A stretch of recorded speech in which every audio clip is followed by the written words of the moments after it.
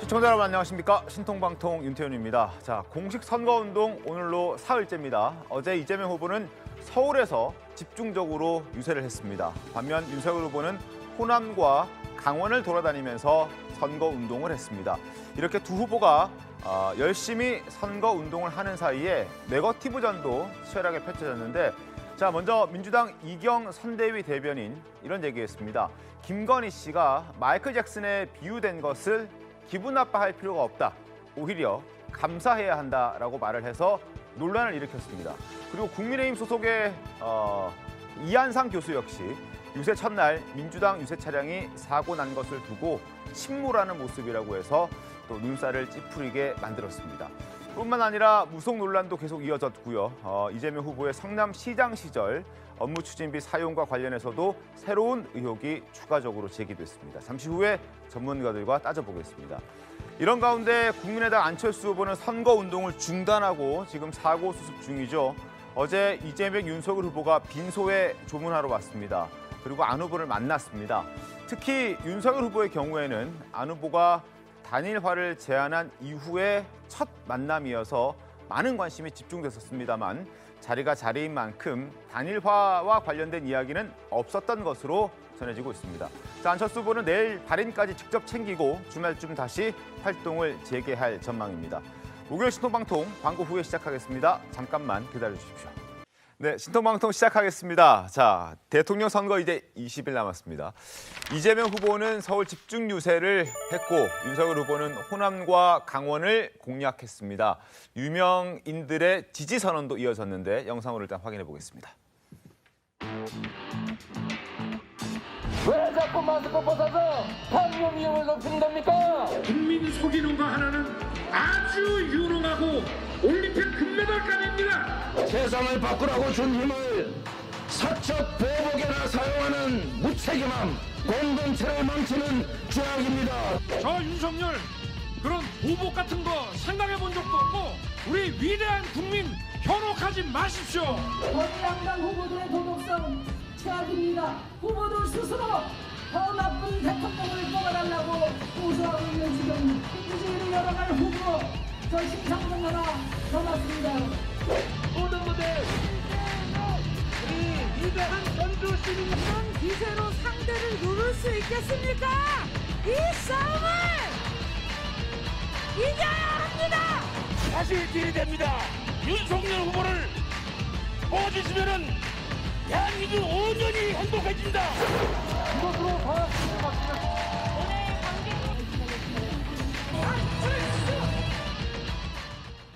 네, 영상 확인했습니다. 자, 그런데 이재명 후보가 어제 연설 도중에 윤석열 후보를 지적했습니다. 어떤 부분을 지적했냐면 마스크를 왜 자주 벗느냐, 왜 벗고 연설을 하느냐라고 지적했는데 그 목소리 이어서 확인해 보겠습니다.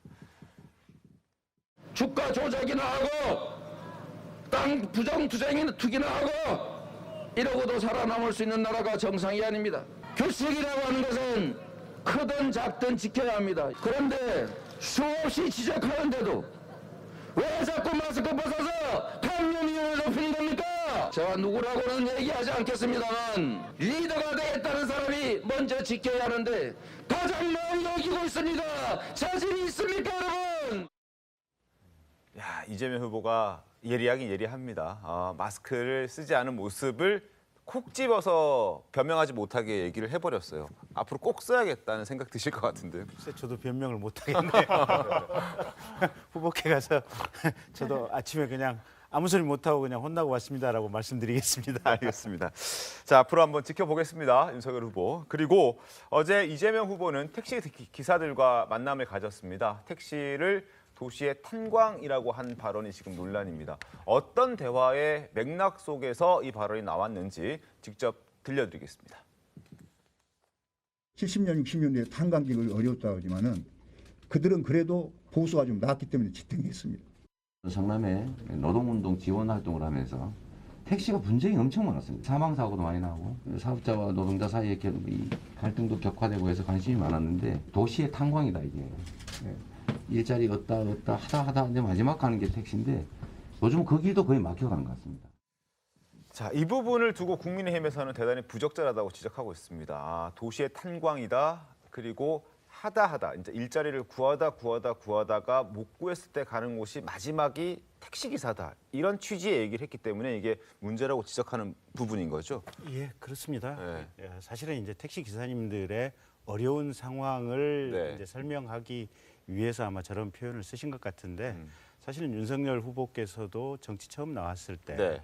작년 한 7월쯤 해서 저런 비유법 잘못 썼다가 설화로 고생 많이 하셨던 그 상황이 떠오르는데요. 네. 하여튼 이재명 후보께서도 조금 좀 좋은 언어를 사용해서 썼으면 하는 것 같고 어쨌든 택시 문제는 윤석열 후보도 지금 한 보름 전에 한번 갔다 왔거든요. 네. 그래서 지금 제일 문제가 카카오라든지 이런 플랫폼 업체에서 장거리 콜은 전부 그냥 카카오 택시로 몰아주거든요. 특히 자신들이 직접 운영하는 회사 택시로. 그다음에 수수료가 지금 한 6, 7% 받는데 너무 고율이어서 저희도 문제의식을 공유하고 있고 윤석열이 집권하면 어떤 식으로든지 그 문제 해결하겠다라는 말씀을 이 자리에서 드리겠습니다. 아니 네. 저 말씀은 이제 택시 조합장이 먼저 그만큼 이제 택시 업계가 어렵다라는 말씀을 하지 않았습니까? 그러면 대통령 후보로서 이런 얘기를 하는 거죠. 그 택시 조합장의 어려움을 받아서 공감대를 형성한 거 아니겠어요? 아, 이만큼 어렵기 때문에 우리나라의 어떤 택시 업계를 살리기 위해서. 그런데 보다 나은 것은 뭐냐면 성장의 기여라든가 또 우리나라의 어떤 경제 성장력을 맞춰야만 택시 업계도 좋아진다는 어떤 전체적인 맥락에서 얘기한 것이지 택시를 하나에 그냥 집어서 얘기한 거 아니기 때문에 그리고 개인적 견해를 얘기한 게 아니라 대담을 통해서 대화를 통해서 하나의 회의장에서 얘기한 거기 때문에 전체적인 맥락을 봤을 때는 그만큼 택시 업계가 어렵다, 살려야 된다 이런 취지의 말씀이라고 봐야 됩니다. 네, 박성준 위원님 말씀을 들어보니까 작년 7월에 제가 TV 나와서 우리 윤석열 후보님 변론해드린 모습이 갑자기 불현듯 떠오르네요.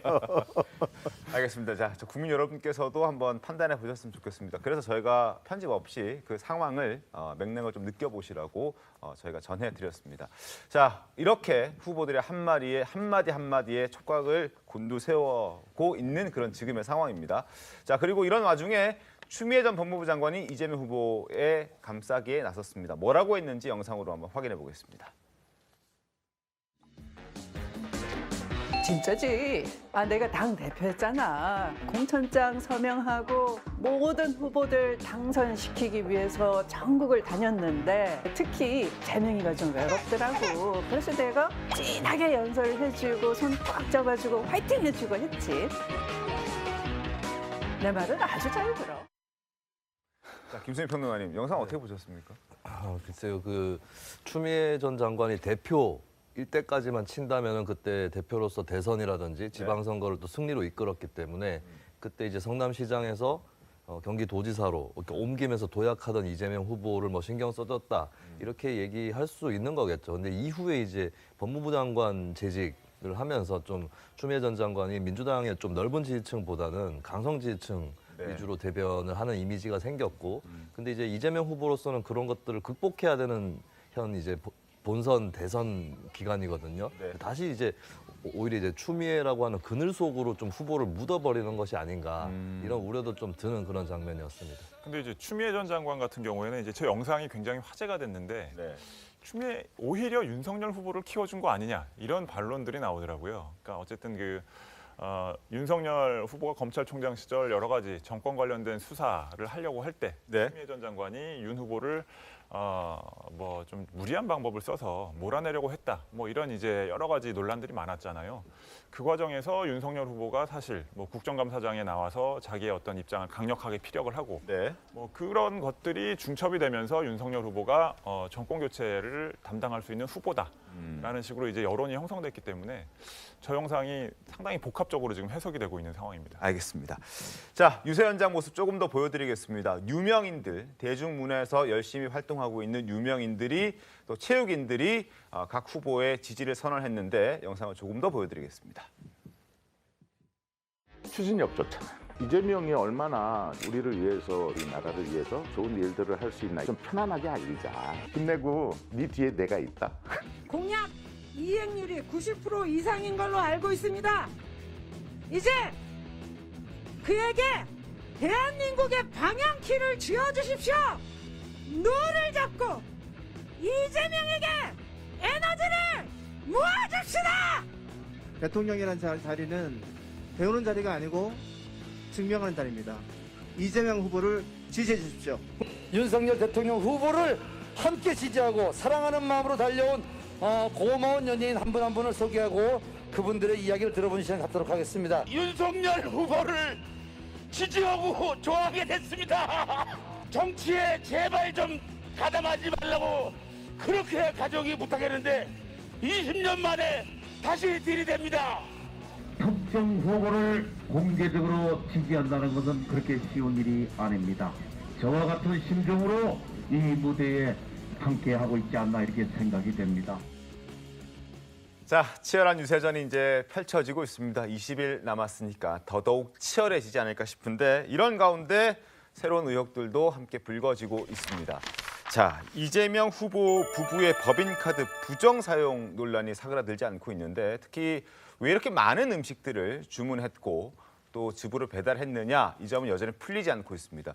배달을 지시했던 5급 공무원 배모 씨조차 미스테리다라고 했을 만큼 의문점이 많이 남는데 관련해서 새로운 의혹이 제기되면서 혹시 김혜경 씨가 많은 양의 음식을 주문했던 이유가 바로 이것 때문은 아닌가 하는 해석도 조금씩 나오고 있습니다. 먼저 자 미스테리라고 했던 배모 씨의 목소리 들어보겠습니다.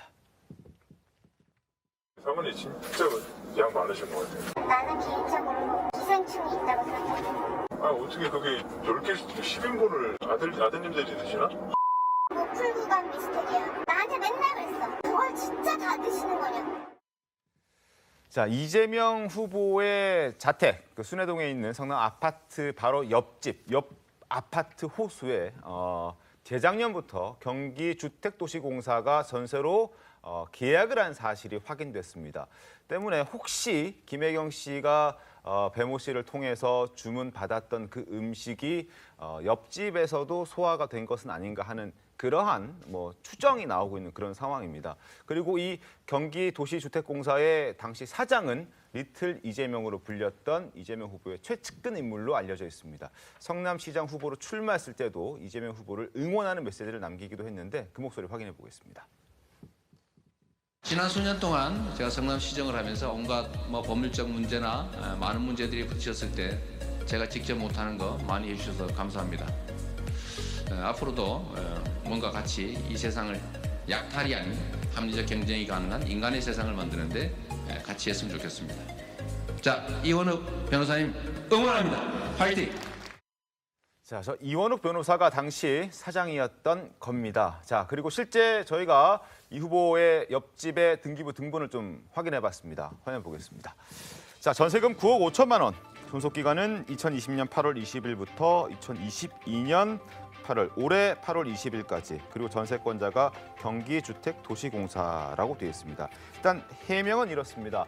인근 판교사업단에서 근무하는 직원이 4명이 있는데 이들이 사용하기 위해서 합숙소를 마련하는 차원에서 아파트를 한 채 전세 계약을 했었고 공교롭게도 그게 이재명 후보의 옆집이었다. 하지만 몰랐다.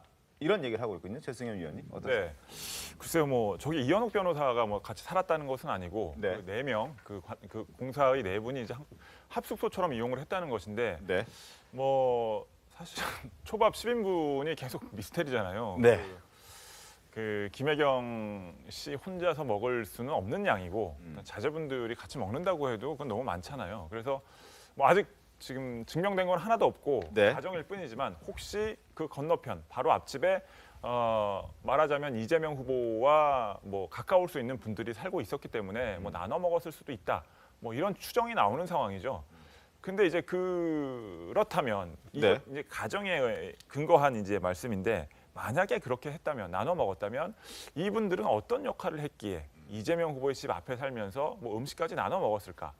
라는 이제 의문이 제기되는 것인데 네. 이것 또한 아직 나눠 먹었다는 것이 증명된 것이 아니기 때문에 가정에 의거한 말씀이라는 것을 좀 드려야 될 것 같습니다. 일단 가정에 의해서 얘기를 하면 안 되는 거고요. 또 저 하나는 좀 지적을 해드리고 싶은 것이 이제 김혜경 여사와 관련된 여러 이제 뉴스들이 지금 나오고 있고 김혜경 여사가 이제 사과 발언하고 또 조사와 감사를 철저히 받겠다라는 얘기하는 가운데 지금 뉴스 형태를 보면 그 녹취록 관련된 부분을 하나하나 이제 풀듯이 지금 나오고 있단 말이에요. 그것이 이제 보도 행태가 맞는 것인지 저는 한번 전체적으로 흐름에 대한 내용들은 다 나온 것인데 조금씩 흘리면서 다시 이게 이 뉴스 보도를 이어가는 것인지 가는 것인지 보도의 어떤 준칙상 맞는 것인지는 한번 좀 의문을 좀 제기하고 싶고요.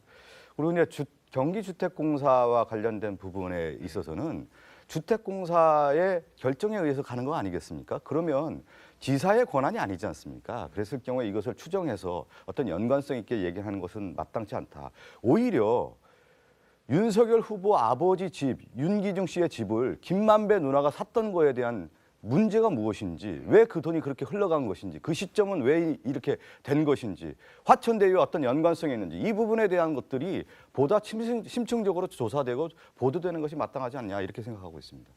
어떻습니까?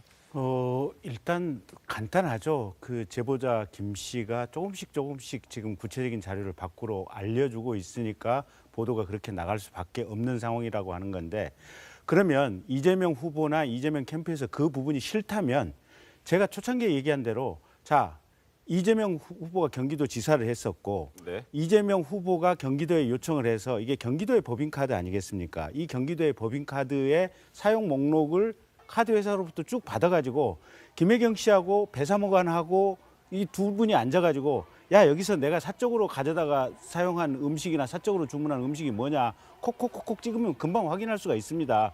그래서 그거 김혜경 여사가 국민들에게 이런 이 정도의 이런 구체적인 카드 사용 내역은 제가 사적으로 취식을 한 겁니다. 잘못했습니다. 이거 국고에 반납하겠습니다. 한목에 스스로 밝히려고 한다면 제가 보기엔 딱 1시간이면 해결할 수 있는 문제입니다.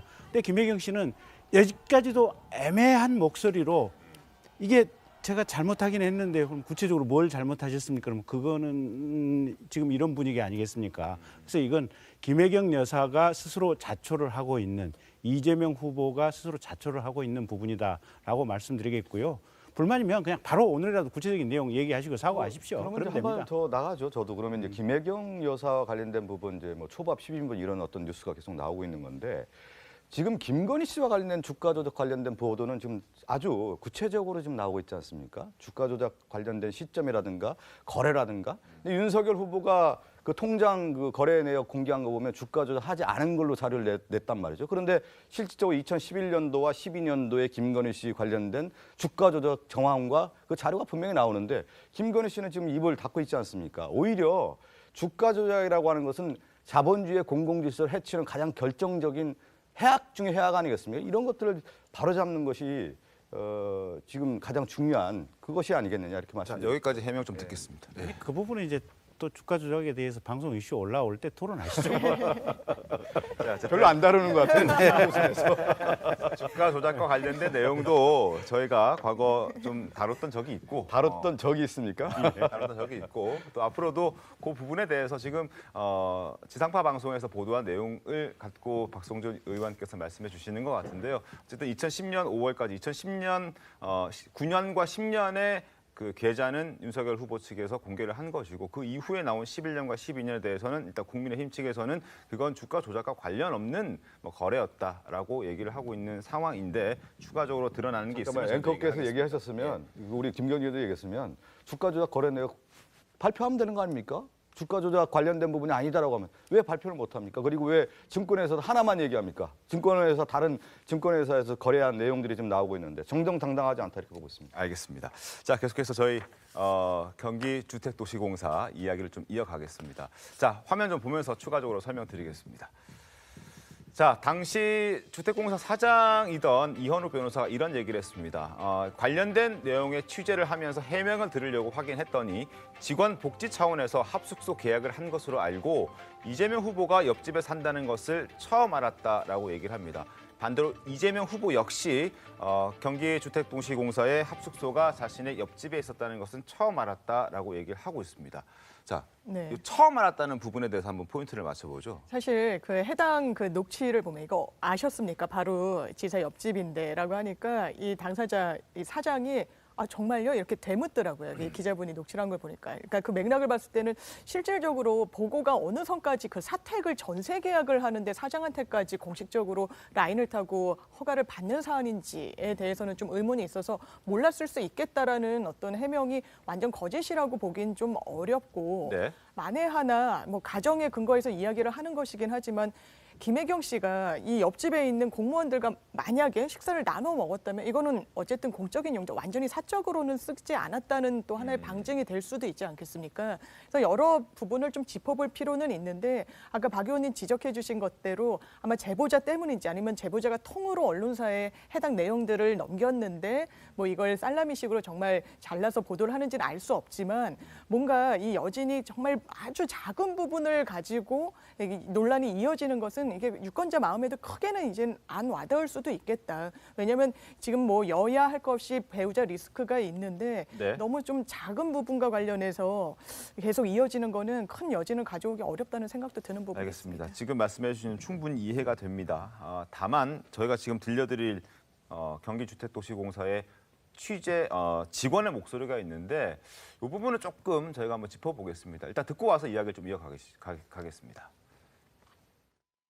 제가 일단 현황을 좀 파악을 하고 있을 테니까 좀 잠시 후에 좀 다시 한번 연락을 주시겠습니다. 10분 정도 좀 시간을 좀 주시면은. 시간제 쓰셔서 지금 퇴근하셨는데. 아까 뭐 알아봐 주시기로 해가지고 10분 안에 통화하기로 했는데 퇴근하셨다고요?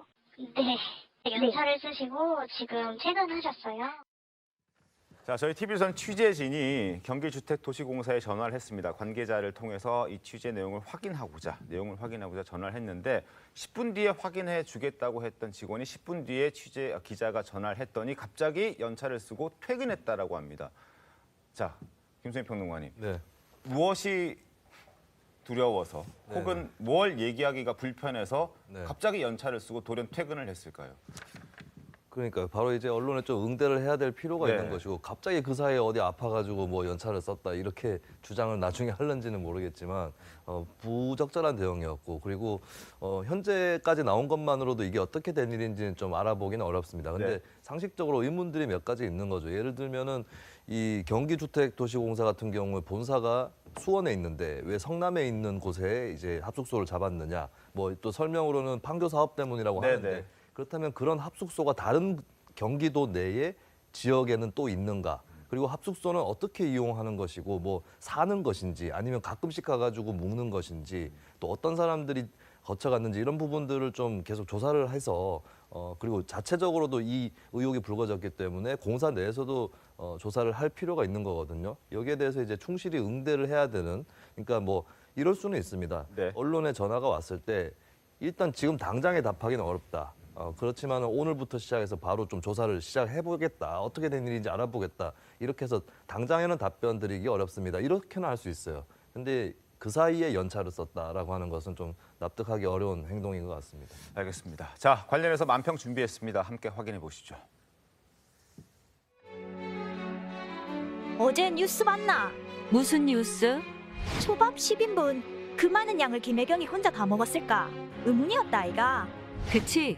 그래서 집에 기생충 있는 거 아니냐는 말까지 나왔었지.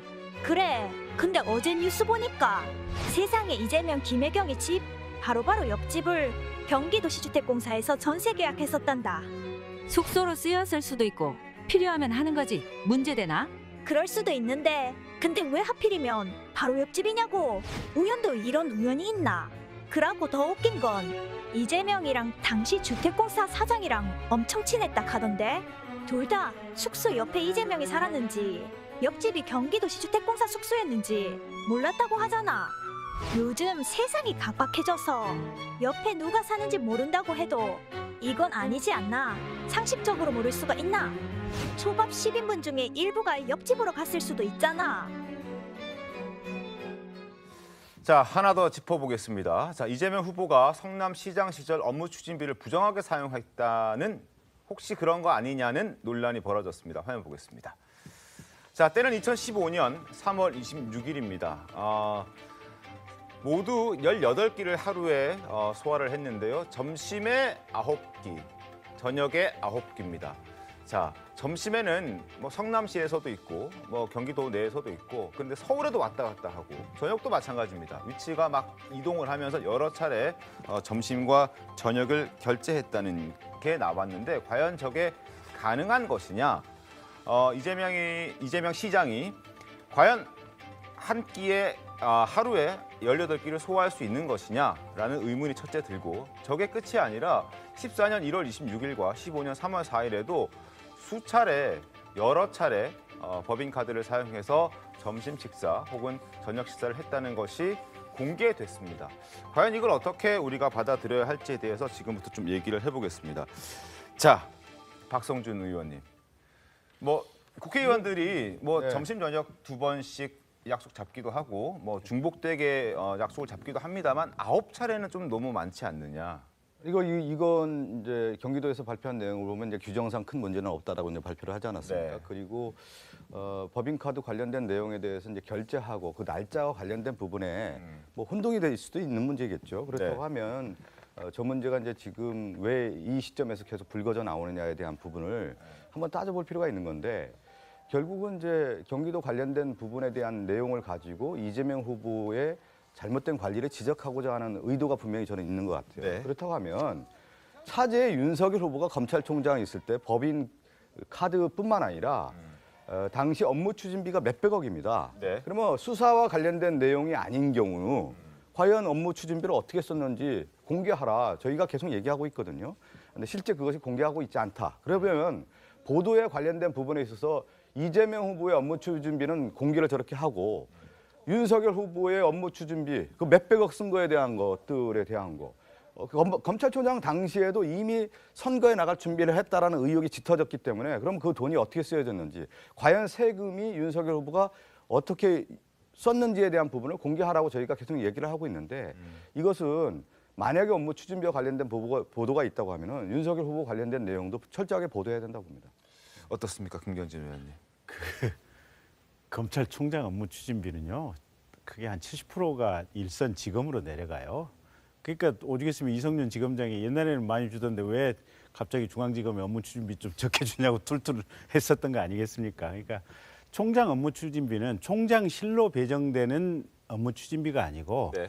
실질적으로 검찰 전체에 배정되는 업무 추진비다라고 봐야 되고, 그래서 거쳐가는 돈이다. 거쳐가는 돈이고 한 30% 정도가 이제 대검 안에서 쓰인 돈인데, 그때 아마 박성준 의원님 포함된 민주당 의원님들이나 아마 법무부에서 가서 아마 실제 그런 부분들을 봤던 걸로 기억을 그렇지는 않습니다. 그런가요? 어쨌든 법무부에서 서슬푸른 추미애 장관님이나 박범계 장관님, 뭐 나는 민주당 당선인 우승이라고 하는 박범계 장관님께서 오죽 들여다 보셨겠어요?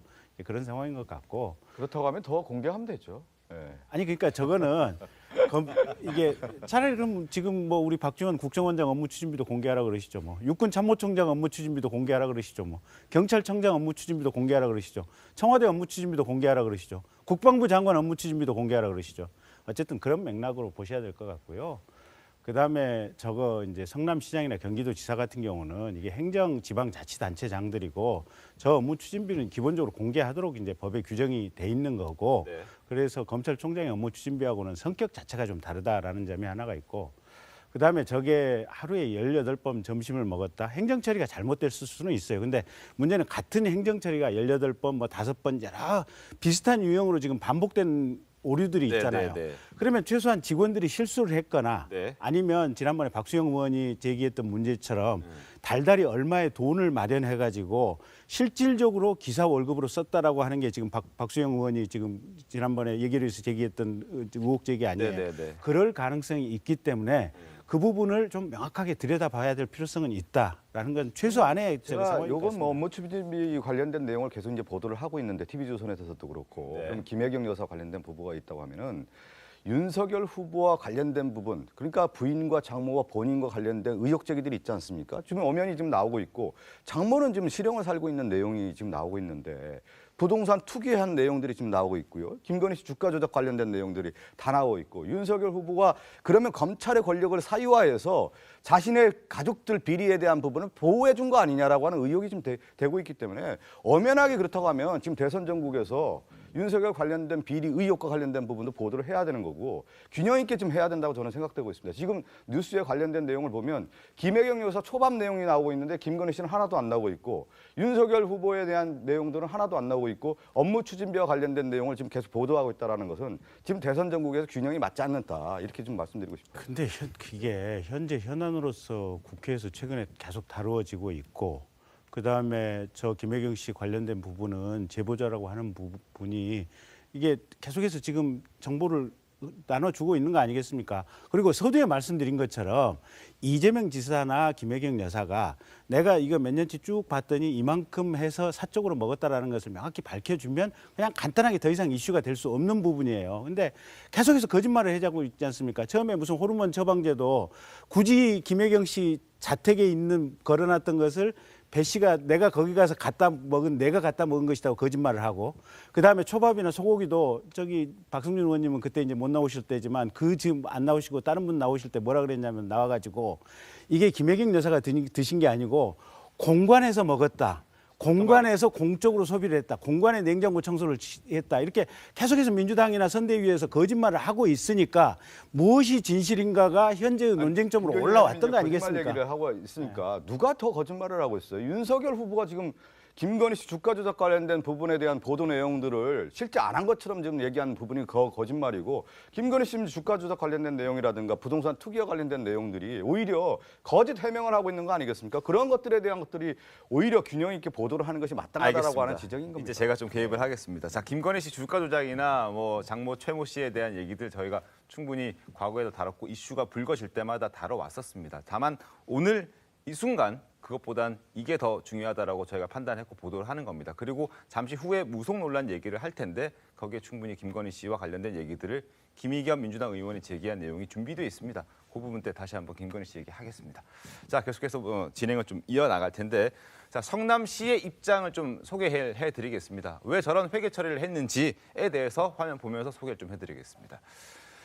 자, 성남시의 입장은 이렇습니다. 당시 법인카드 등을 사용한 날짜가 아닌, 사용 날짜가 아닌 회계 처리한 날짜로 업무 추진 내역을 정리하다 보니까 9차례, 5차례 이런 식으로 중복된 것들이 많았다라고 얘기를 하고 있습니다. 그리고 당시 근무했던 사람 중에 부서에 남아있는 사람이 없고 증빙 자료 보존 기간 5년이 지났기 때문에 지금에 와서 이게 왜 이렇게 처리가 됐는지를 확인하기는 어렵다라고 말을 하고 있고, 여기에 대해서 이준석 대표는 세금 도둑이라는 얘기를 하고 있습니다. 목소리 들어보겠습니다. 자, 이준석 대표의 목소리 한번 들어보겠습니다. 어떻게 법인카드를 하루에 9번씩 밥 먹었다고 하면서 결제를 한단 말입니까? 우리가 그런 사람들이 뭐라 하는지 아십니까? 세금 도둑이라는 여러분! 세금 도둑에 소고기를 왜 그렇게 좋아합니까? 소도둑 아닙니까 여러분? 소탕 대신 소고기를 탐하다가 대통령 자리에 잃는다 소리가 우스갯소리로 등장하는 게 지금의 선거입니다. 자, 장윤 변호사님, 사용한 날짜가 아니라 지금 회계 처리한 날짜로 정리하는 것이 옳습니까? 사실 이제 뭐 회계사 분들도 원칙은 이 결제한 날에 결제도 올리고, 그러니까 실제로 그 결제를 카드 결제를 한 날에 그 공문내도 남겨야 된다라는 건데, 실무에서 이제 일을 하다 보니까 조금 나눠서 뭐 이를테면 한 일주일 전치를 먹은 것을 한 날짜에 종합적으로 반영하기도 했던 것으로 보인다는 게 지금 성남시 측의 해명 내용이지 않습니까? 네. 그리고 실제로 이제 지자체 업무를 하셨던 분들께 좀 여쭤봤더니 공무원분들이 그러니까 외상을 걸고 이게 드신 다음에 한 번에 또 일괄적으로 법인카드 결제를 하시는 관행도 있기 때문에 이거 자체가 뭐 하루에 18번 밥을 먹는 게 맞느냐 아니냐, 거짓이냐 유용이냐, 이렇게까지 논란이 확대되기는 조금 어려운 것 같다는 생각이 듭니다. 알겠습니다. 상황을 좀 지켜보겠습니다. 자, 그런데 이 와중에 5급 공무원, 경기도 5급 공무원 출신의 배모 씨를 둘러싼 의혹이 또 불거지고 있습니다. 자, 화면 보시죠. 자, 성남시에서 8년 그리고 경기도에서 3년 근무를 했는데 공무원으로, 근데 경기도청으로 옮겨간 뒤에 시정 해외 홍보 업무, 그리고 그런데 해당 업무 담당 자리는 없어졌다. 그리고 지금 공문서를 만드는 게 한 건도 없다라는 게 확인이 되고 있습니다. 성남시 인사 담당자에 의해서. 그러니까 문서를 생산했다가 그 부분이 폐기된 것이 아니라 실제 생산을 한 적이 한 차례도 없다라는 겁니다. 최승희 위원님, 이런 일이 있을 수 있습니까? 부적절한 일이죠. 뭐 어쨌든 총무과, 특히 경기도청에 있을 때는 총무과에 적을 두고 있었으나 실제적으로 총무과 관련된 일은 거의 하지 않았다는 것이고, 뭐 물론 문서 생산이 제로라고 해서 그렇다고 해서 일을 전혀 안 했다라고 볼 수는 없겠지만, 특히 이제 뭐 도지사의 배우자가 공적인 행사에 갈 때 일을 수행하고 일을 도와주는 것은 당연히 공무원으로서 해야 될 일일 수 있습니다. 그렇지만 이제 지금 여러 가지 드러나고 있는 정황들은 이제 집에 음식 배달을 지시하든지 뭐 네. 옷장이나 냉장고 정리 뭐 이런 것들을 이제 그 밑에 직원 A 씨라고 지금 여태까지는 저희는 이제 부르고 있죠. 그분에게 7급 공무원 그분에게 지시를 하는 총괄 역할을 했다는 것인데 뭐 어쨌든 지금 여태까지 계속 제기되는 논란이 그것이 부적절했다는 것이고 결국에는 배 씨의 주 업무가 김혜경 씨의 어떤 사적인 뭐 공적인 것도 포함이 되겠지만 사적인 일에 대소사를 다 총괄했던 거 아니냐.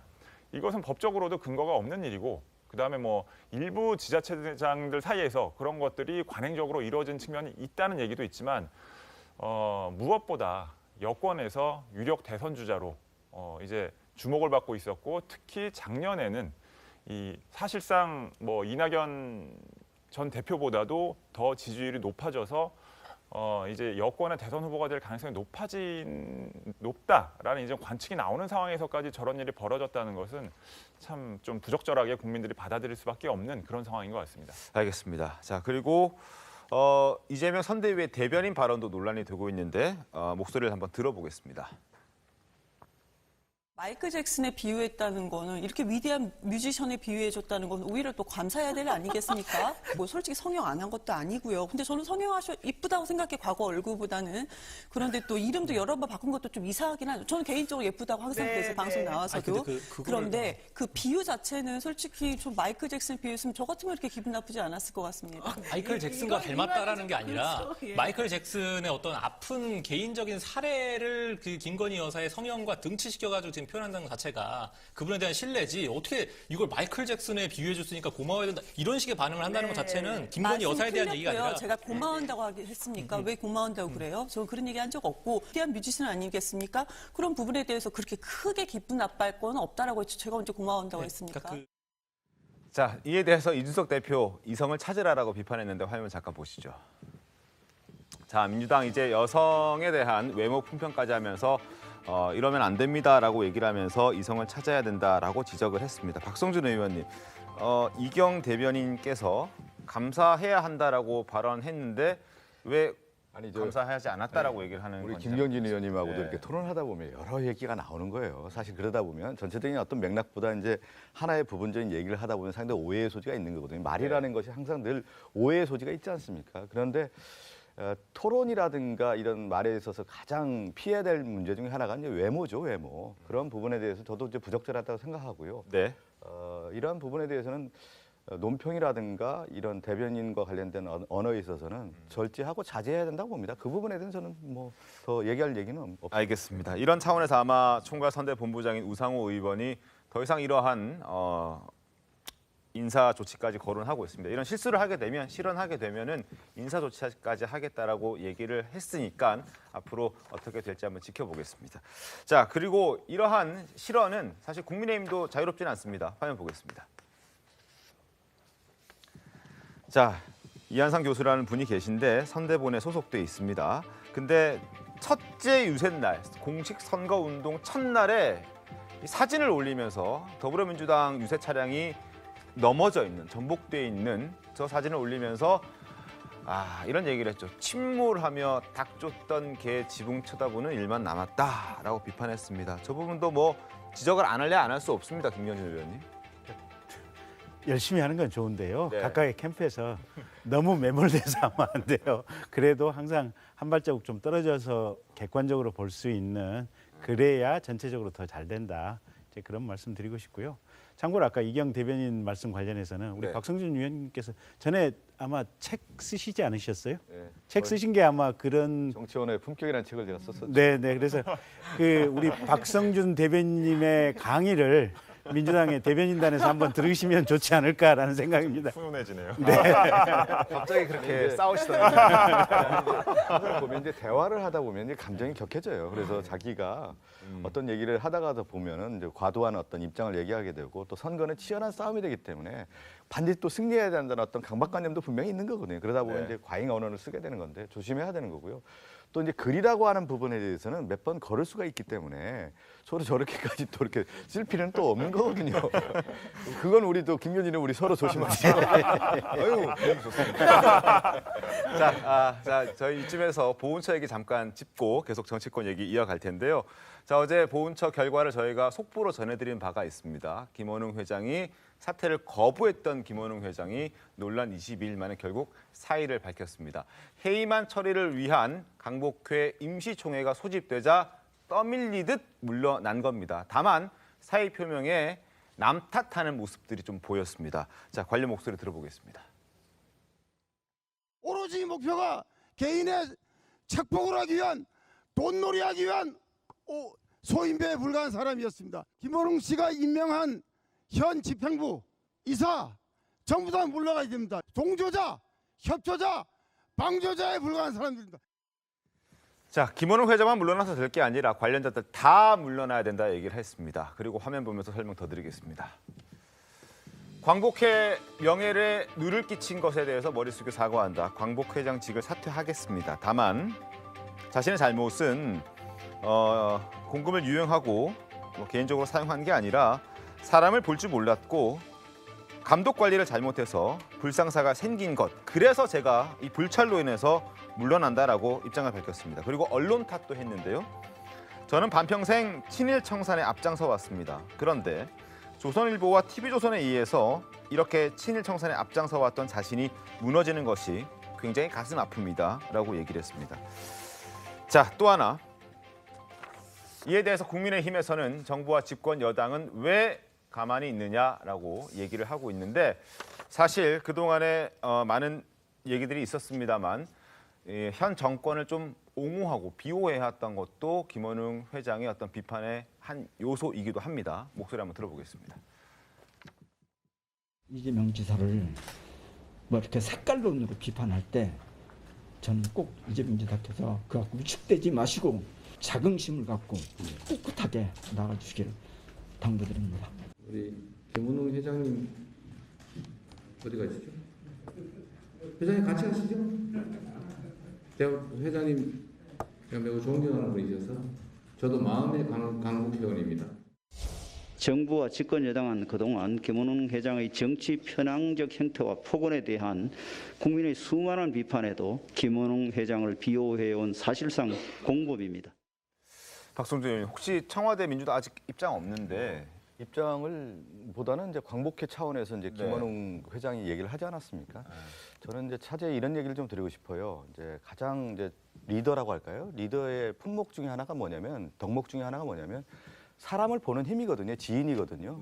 그래서 그 사람을 얻어서 득인하고 용인입니다. 그래서 용인술이라고 하는 부분인데 그래서 자기가 이런 의도가 아니었다라고 하더라도 사람을 잘못 썼을 경우에는 그 책임이 오는 겁니다. 그래서 김원웅 회장도 자기가 사람을 잘못 보고 잘못 쓴 그 부분에 대한 인정을 한 거고 저는 이 내용이 정말 김원웅 회장과 관련된 내용이 어디까지가 진실인지 저는 잘 모르겠습니다. 그렇다고 보면은 어쨌든 김원웅 회장이 좀 책임지고 물러난 모습이기 때문에 그대로 좀 받아들여야 될 것 같고요. 만약에 더 조사가 필요하다고 하면 관련 내용을 더 조사하면 되지 않겠습니까? 알겠습니다.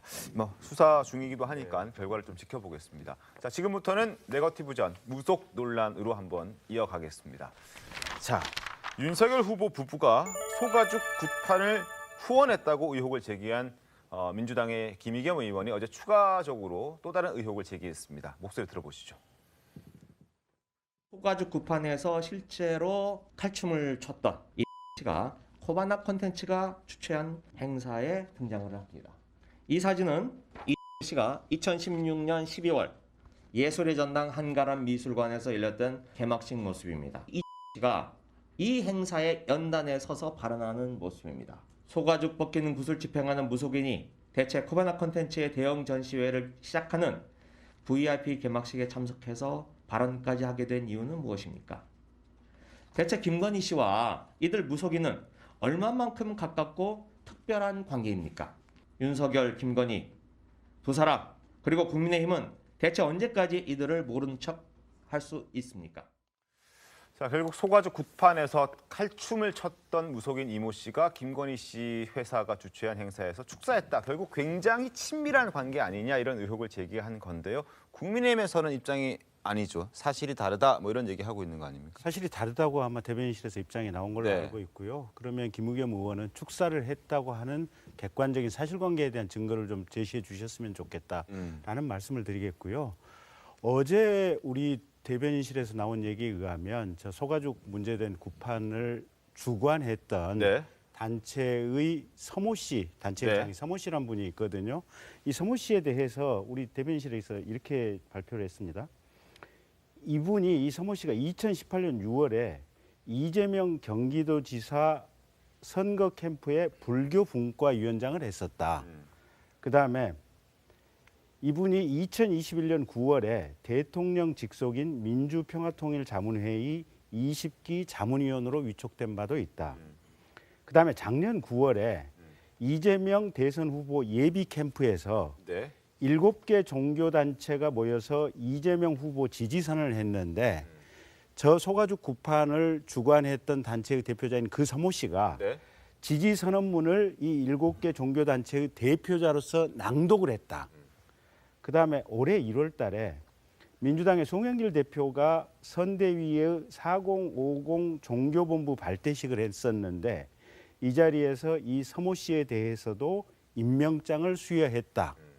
이 점에 대해서 도대체 이재명 후보 선대위에서는 이 사실관계를 인정하느냐 인정하지 않느냐 명확히 좀 답변을 해주셔야 될 것 같아요. 설명 들어보겠습니다. 자, 이렇게 봐야 돼요.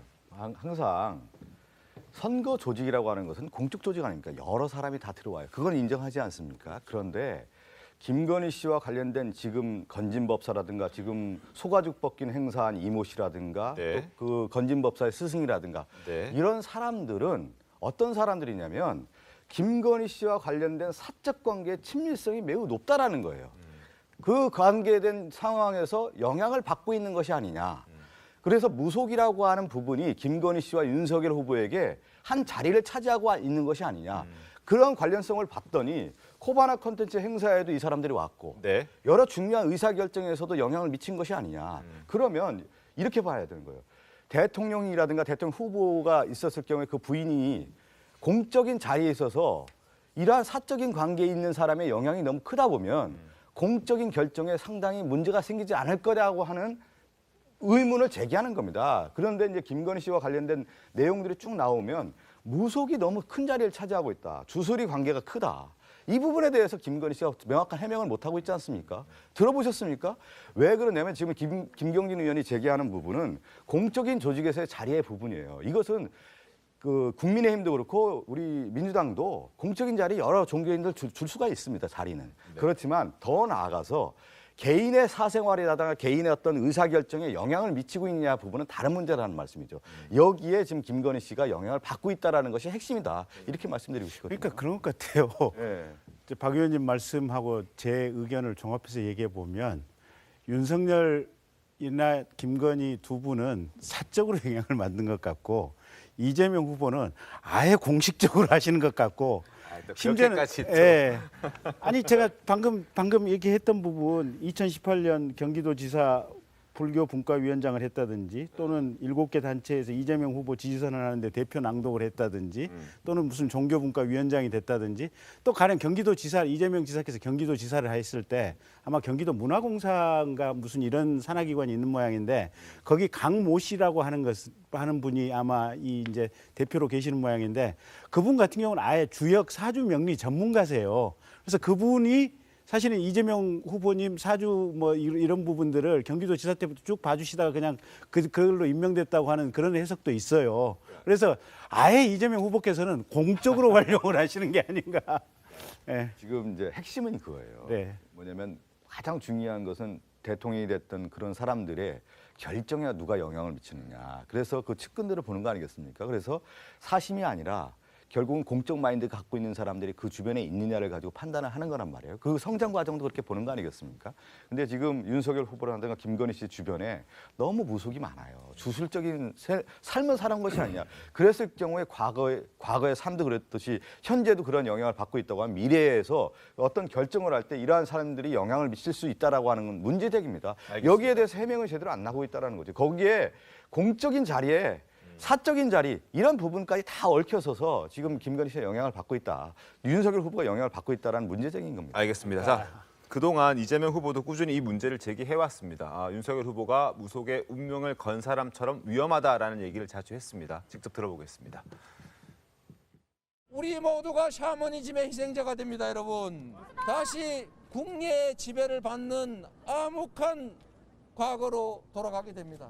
점쟁이가 던지는 또는 주술사가 던지는 엽전 몇 개와 쌀 한 움큼의 부채도사의 부채에 따라 여러분의 운명이 결정되기를 바라십니까? 아닙니다.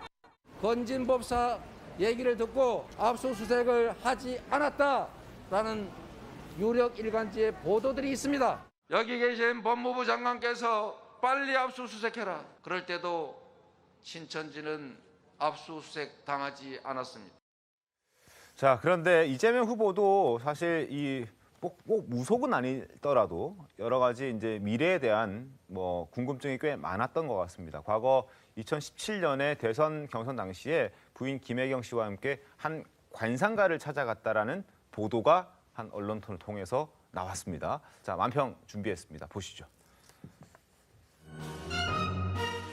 나는 이재명, 윤석열 부부 모두 만났거든. 이재명은 2017년이었을 거야. 4시간 동안 저녁을 먹는데 주로 정치 얘기를 했지. 특히 대통령 이야기를 많이 했어. 김혜경도 관심이 많더군. 대뜸 자기가 영부인이 될 상이냐고 묻더라고. 대답은 못하겠더라고. 안 했어. 윤석열은 중앙지검장 때 만났는데 다만 정치 이야기는 안 했어.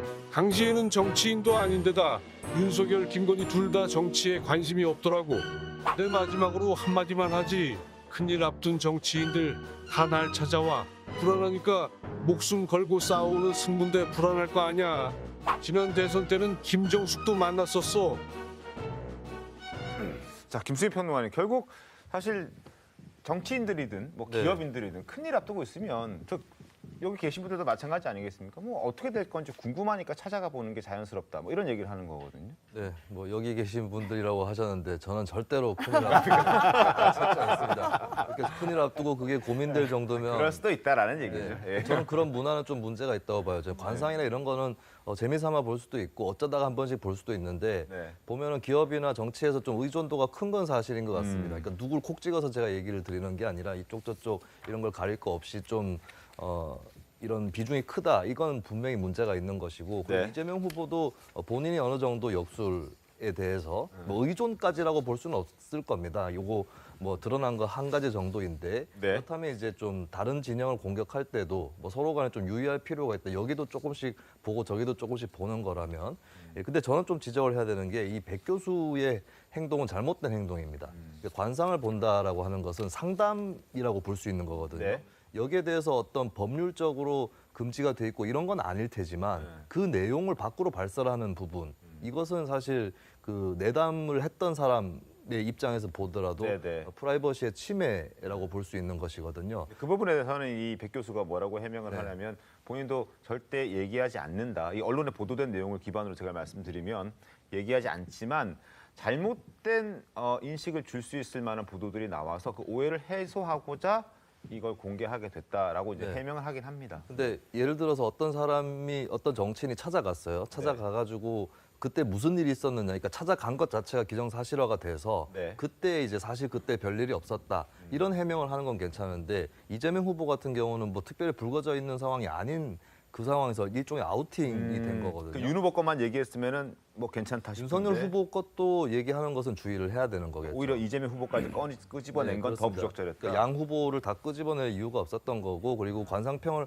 하고 싶다면 만약에 이제 칼럼이라든지 본인이 예전에도 쓰셨던 칼럼들이 있는 걸로 알고 있는데 그런 식으로 할 수 있는 일을 공연히 좀 프라이버시 침해를 했다라고 하는 부분이고요. 또 제가 좀 추가적으로 민주당의 대응에 대해서 민주당이 이 무속을 다루는 거에 대해서 좀 지적을 하고 싶은데 이거 무속 자체가 문제가 아닙니다. 그러니까 무속을 통한 인맥이 있는 것이고 사실 뭐 삼부토건 문제라든지 이현동 전 국세청장 문제라든지 여기에서 이제 윤석열 당시 검사가 수사나 기소해서 봐주기를 한 것이 아니냐 이게 이제 무속을 통한 인맥으로 연결되어 있는 부분인데 사실 이런 부분에 대해서 민주당이 좀 공세를 하는 게 아니라 무속 그 자체에 공세를 하고 마치 이제 무속과 주술에 윤석열 후보나 김건희 씨가 지배받는 것처럼. 근데 이렇게 되면 국민들이 잘 안 믿겨지는 거거든요. 근데 실제로 일어났던 어떤 사법적인 현상에 대해서 삼부토건 문제에 대해서 민주당이 더 집중적으로 공세를 하고 이런 거야 공적 검증이라고 할 수 있겠지만 자꾸 이제 뭐 국내 얘기 나오고 네. 그걸 또 이재명 후보 입으로 얘기하고 이런 것은 바람직하지도 않고 윤석열 후보를 제대로 검증하는 것도 아니다. 예, 이런 말씀을 좀 드립니다. 알겠습니다. 자, 이 백 교수의 얘기에 따르면은 윤 후보와 김건희 씨는 정치에 관심이 없었다. 정치를 하려면 뭐 이혼하고 가라. 뭐 이런 얘기를 김건희 씨가 윤 후보에게 했다라고 언론을 통해서 보도하고 얘기를 하고 있습니다. 윤 후보도 과거 저희 TV조선 식객이라는 프로그램에 출연해서 그런 얘기 한 적이 있죠. 목소리 한번 들어보겠습니다. 사모님은 그때 뭐 반응이 어떠셨어요? 저희 집사람은 뭐 정치할 거면은 가정법원 가서 도장 찍고 하자. 아주 질색을 했거든요. 자, 그리고 이 백 교수는 이재명 후보의 부부에 대한 얘기도 했습니다. 뭐 이재명 후보 부부가 17년에 만났는데 그때 이제 대선 경선 기간이다 보니까 아무래도 대통령 그리고 정치에 관한 얘기를 많이 할 수밖에 없었는데 장유미 변호사님, 네. 김혜경 씨가 자신이 영부인이 될 관상이냐라고 두 번 물어봤다라고 얘기를 하거든요. 뭐 이것도 뭐 본인의 주장이니까 뭐 그렇긴 합니다만. 본인 주장이고 아무래도 그때는 대선을 또 뭐 준비했으니까 그 맥락상 뭐 물어봤을 수는 네. 있을 것 같고 그때 그 뭐 백 교수라는 분이 화답하기를 이재명 지사의 관상이 훨씬 뭐 좋다 뭐 이렇게 얘기했다는 거 아니겠습니까? 네. 그런데 저는 이런 논란을 다루는 데 있어서 아까 김수민 평론가님이 지적해 주신 대로 윤석열 후보 단순히 무속에 의지해서 문제가 아닌 겁니다. 본인이 공직을 수행할 때 이 건진법사라는 사람이 어느 식으로 관여를 했는지 실제로 언론 보도에 따르면 압수수색을 할 때 이만희라는 이 교주가 영매니까 압수수색을 하지 말아야 된다라는 그런 취지의 발언을 했다라는 점, 그리고 그 이후에는 뭔가 신천지의 조직적인 신도 동원이 당원 가입 형태로 나타났다는 제보가 있다는 점. 그리고 아까 이현동 전 국세청장 짚어주셨지만 이 봐주기 수사를 했다라는 의혹이 있습니다. 그런데 이 이현동 그 전 국세청장이 본인이 수사선상에 오르니까 복지재단을 하나 만드는데 그 주소지가 건진법사의 법당과 동일했습니다. 그렇다면 이런 부분과 관련해서 윤석열 후보는 무속과 무관하다, 아니다라고 이야기할 게 아니라 공직을 수행하는 데 있어서 정말 이런 어떤 영적인 사람들의 도움 내지는 어떤 조언을 어떻게 활용했는지 그 부분이 공적인 임무를 수행하는 데 있어서 상당히 부적절하게 작용한 건 아닌지에 대한 물음에 답변은 반드시 해야 된다고 생각합니다. 알겠습니다. 자, 21세기 대통령을 뽑는 선거에 주술과 무속이 굉장히 많이 등장하고 난립하고 있습니다. 자, 한번 저희가 계속 이런 현실을 지켜봐야 될지 아니면은 여기서 이제 좀 정리를 해야 될지 한번 지켜보고 상황 판단 좀 할 텐데 일단 오늘은 계속 얘기 나오겠죠. 제가 봐도 김경진 의원님 관상이 좋은데요. 뭐. 다 관상 좋잖아요. 얼굴 좋으신데요. 오늘은 이쯤에서 정리를 하겠습니다. 네. 또 다시 불거진다면 그게 또 저희가 안 할 수가 없으니까 일단 오늘은 여기서 아니 정리하겠습니다. 제가 참고로 한 말씀만 더 드리면 박성준 위원님이 이제 나름 몇 가지를 보셔요. 네. 제가 저보고 한 3, 4년 전에 대성할 그렇습니까? 거라고 대성할 거라고. 네. 나중에 저도 좀 봐주십시오. 느낌이 좋으시잖아요. 네. 자, 지금부터는 안철수 후보 얘기를 좀 해보겠습니다. 자, 유세버스 사고 이후에 모든 일정 중단하고 사고 수습에 최선을 다하고 있는 안철수 후보인데 다만 당 차원에서의 사고 수습과는 별개로 경찰 조사도 함께 이루어지고 있습니다. 아무래도 사망 사고가 있었기 때문에 불가피할 텐데 유세 차량 불법 개조 이야기가 나오고 있거든요. 자, 유세 차량을 개조했다는 그 업체 관계자와 국토부 관계자 이야기를 먼저 들어보겠습니다. 환풍기를 달아야 되는데 그 시설을 못한 거고 또 자기 차가 아니다 보니까 함부로 구멍 뚫고 뭐 그 작업하는 것도 만만치가 않고 차량으로 해서 아마 개조를 한 것 같고요. 승인을 받고나 설치해야 될 상황인데 승인받지 않았다. 장미 변호사님, 네. 일각에서는 중대재해법 대상이다 이런 얘기도 나오던데. 근데 중대재해처벌법 같은 네. 경우에는 일단 계도기간 형태라서 50인 이상 사업장이 적용이 되기도 하고 이 산업재해 현장에서 무언가 이 인력 배치나 안전을 위한 예산을 책정하지 않았을 때 그 준비에 대한 책임을 물리는 구조라서 이게 중대재해처벌법으로 의율될 사안은 좀 아닌 것 같고 다만 네. 이런 어떤 그 미진한 부분으로 인해서 다 랩핑을 하고 이 버스 관리를 소홀하게 해서 안에 계신 분들이 사망한 거 아니겠습니까? 그렇다면 업무상 과실치사상으로는 의율에서 처벌이 가능해 보입니다. 알겠습니다. 상황을 좀 지켜보겠습니다. 자, 이런 가운데 여야 후보 모두 일제히 경쟁은 뒤로 하고 조용한 유세를 벌이면서 조문을 가기도 했습니다. 그 모습도 이어서 보겠습니다. 오늘 어떻게 오셨어요? 수행은 없이 혼자 오셨는데요. 몇 분 정도 기다하셨어요? 시간은 안 잡았어.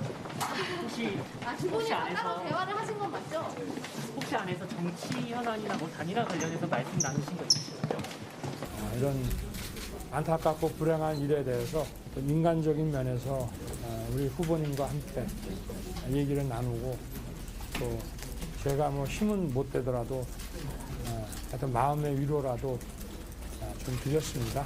오늘 이 장소가 장소이니만큼 그 이외에 다른 얘기는 나누질 않았고요. 선거 운동 중에도 와주셔서 감사의 말씀 드리고 싶습니다. 저희 국민의당은 사태 수습에 정말 최선을 다하겠습니다.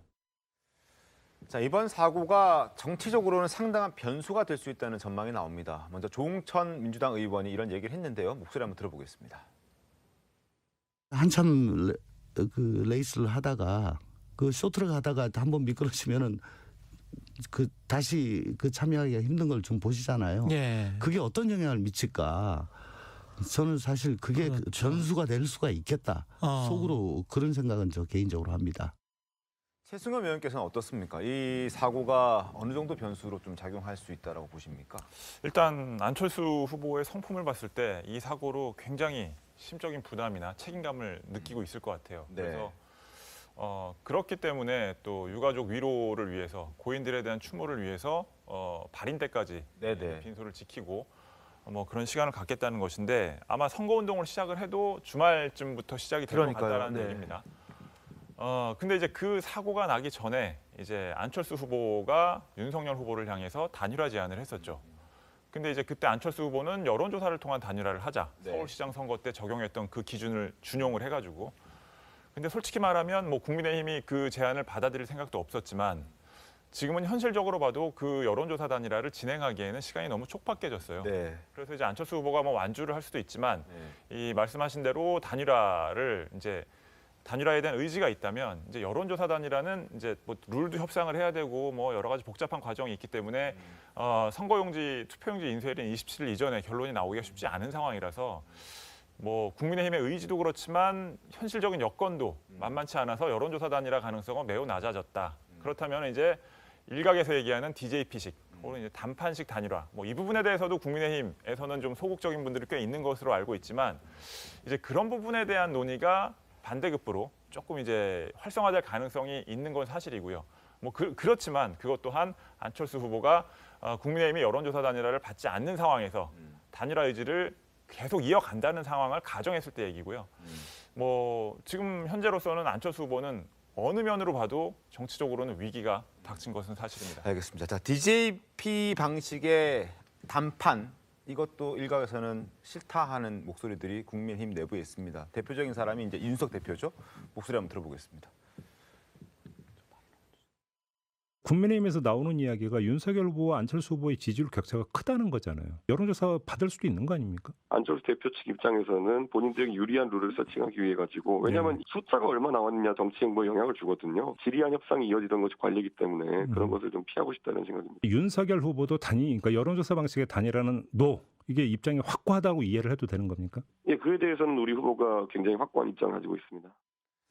자, 지금 이준석 대표는 어쨌든 단일화하지 않아도 승리할 수 있다 이런 입장이니까 민주당 봤을 때는 어떻습니까? 저는 그 안철수 후보가 지지율이 상당히 지금 저조하지만 이번 대선에서 영향력은 막강하다고 봐요. 제가 한 예를 좀 드리고 싶은데 2000년도에 엘 고어와 조지 W 부시가 대선을 치릅니다. 근데 그 당시에 랠프 네이더라고 하는 소비자 운동을 했던 후보가 등장을 해요. 근데 그때 2.7%밖에 얻지는 못했는데 미국의 선거제도라는 것이 한 표만 더 얻어도 위너 테이커스 올이기 때문에 플로리다 선거에서 랠프 네이더가 고표를 잠식합니다. 그래서 결정적으로 조지 W 부시가 승리하는 결정적 계기가 랠프 네이더가 하는 건데 이번 대선은 한국 정치에서도 여러 이제 대선들이 있지만 여야의 아주 그 치열한 싸움에서 안철수 후보가 어떤 입장을 취하느냐가 이번 대선에 상당히 저는 영향이 있다 이렇게 보고 있습니다. 알겠습니다. 자, 의미 있는 여론조사도 하나 나왔는데요. 화면 좀 보겠습니다. 자, 김수민 평론가님, 지금 보시면 단일화, 윤석열로 단일화 47대 43, 안철수로 단일화 40대 33입니다. 김수민 평론가님, 저런 여론조사 결과가 상당히 이례적이지 않습니까? 항상 안철수 후보가 이재명 후보보다 그리고 윤석열 후보보다도 조금 더 유리할 것이다라는 전망이 나온 여론조사가 굉장히 많았었는데 네네. 좀 의외입니다. 예, 좀 이례적인 건 이제 대다수 여론조사에서는 안철수 후보가 단일 후보로 나갈 때 이재명 후보 쪽의 담식이 커진다라고 네. 하는 그 조사. 그러니까 경쟁력, 1대1 경쟁력은 안철수 후보가 우위다 이런 조사들이 좀 많았는데 이 조사 같은 경우는 이제 좀 거꾸로 나온 거거든요. 그러니까요. 유추해 볼 수 있는 것은 국민의힘 지지층에서 네. 안철수 후보에 대한 불만이 있을 수도 있습니다. 그러니까 단일화를 안 해주는 거에 대한 불만. 그러면 이제 이재명 대 안철수로 가면 우리 기권할 거야. 이런 흐름이 또 있을 수도 있는 것이고 또 이제 여론조사를 잘 받는 고관여층들이 있거든요. 네. 그러니까 실제로 투표에서는 이재명 대 안철수라면 안철수를 찍겠는데 우리가 그렇게 여론조사를 응답하면 윤석열 후보한테 불리할 수 있어라고 하는 그런 층들의 어떤 전략적인 여론조사 응답 이런 것들도 영향을 끼쳤을 수 있을 것 같습니다. 알겠습니다. 자, 누가 알겠습니까? 단일화의 향방에 대해서 저희는 조용히 지켜볼 뿐입니다. 잠시 뒤에 돌아오겠습니다. 네, 오늘 준비한 신통방통 여기까지입니다. 내일 더 신통하게 돌아오겠습니다. 좋은 하루 되십시오. 고맙습니다.